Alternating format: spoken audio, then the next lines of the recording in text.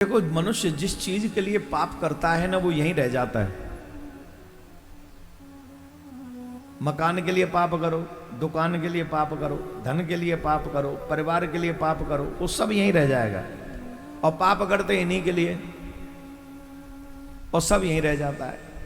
और धर्म करते हैं किसके लिए? कल्याण के लिए, वही तुम्हारे साथ जाता है। एको धर्मो ही गच्छता, सिर्फ धर्म ही है जो तुम्हारे संग जाएगा और कुछ नहीं जाने वाला।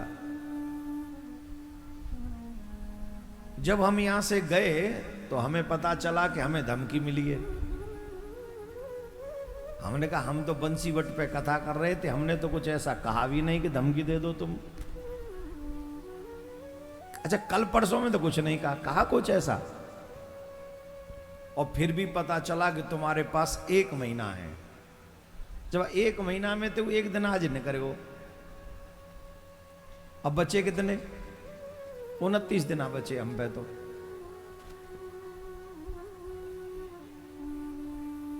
ये हमको सनातन धर्म की सेवा करने से रोकने का प्रयास है। हमारे हृदय में जो सनातनियों के प्रति, सनातन को जगाने के प्रति, सनातन को फैलाने के प्रति जो भाव है, देश के प्रति जो भाव है, उस भाव को रोकने का कार्य ऐसे लोग करते हैं, बीच बीच में आके घटोत्कच जैसा काम करते हैं। या जैसे रावण को नहीं सुहाता था धर्म का प्रचार, जैसे हिरण्यकश्यप को नहीं सुहाता था धर्म का प्रचार, जैसे कंस को नहीं सुहाता था धर्म का प्रचार, ऐसे ही कुछ लोग हैं जिन्हें आज नहीं सुहाता है धर्म का प्रचार। तो हम आप सबके माध्यम से एक बात कह देना चाहते हैं, रात दिन माइक लगा के, टेलीफोन लगा के, किताब लिख के जितनी धमकी देनी है दो। जब तक ये शरीर रहेगा तब तक धर्म की सेवा करता रहेगा, देश की सेवा करता रहेगा। हम यहां तुम्हारी तरह जीवन जीने नहीं आए,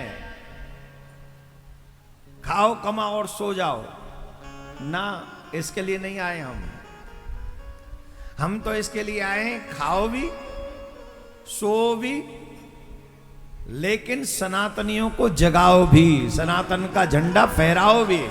हम इसके लिए आए। और हम आपको विश्वास से कहते हैं, जब तक हमारी आखिरी सांस रहेगी, जब तक इस शरीर में रक्त की अंतिम बूंद रहेगी, तब तक हम सिर्फ अपने धर्म का प्रचार प्रसार करेंगे, सनातनियों को जगाएंगे। और कोई हमारी बहन बेटियों पर कुदृष्टि रखेगा तो उसे भी अच्छा सबक सिखाने के लिए प्रयास करते रहेंगे, चाहे जो हो जाए। अगर कोई समझता है कि हम इन धमकियों से डर जाएंगे, या तुम्हें यह लगता है कि तुम्हारी धमकी हमें रोक सकती है, हमें रोक सकता है तो सिर्फ कृष्ण रोक सकता है, और कोई नहीं रोक सकता। हम धर्म का प्रचार करें, हम सनातनियों को जगाएं, ये हमारे संकल्प हैं। और इसके लिए हमें जो कठिन समस्या से सामना करना पड़े हम करेंगे। ये जो अभी धमकी आई है तो देसी है, हमने तो विदेशी धमकियां भी सही है, देसी तो कुछ नहीं, हम तो विदेशियों से लड़े हैं।